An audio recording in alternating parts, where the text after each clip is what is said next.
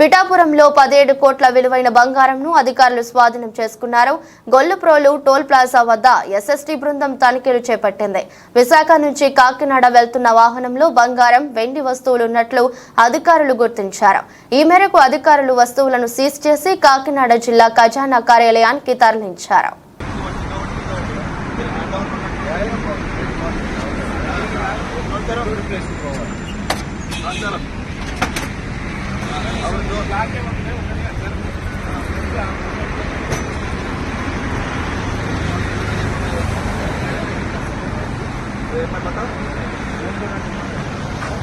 अरे बताओ ना भाई, हमारा नहीं है ना,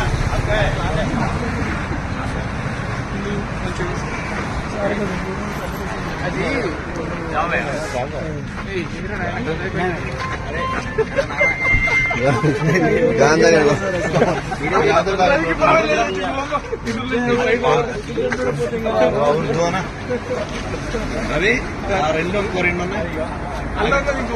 అవి ఇక్కడ తెప్పిందాం. అందులో నేను ఆ వెహికల్లో ముగ్గురు ఏరి, ఇందులో కూర్చున్న వాళ్ళు ముగ్గురు ఏరి. ఓ అవరేకేనా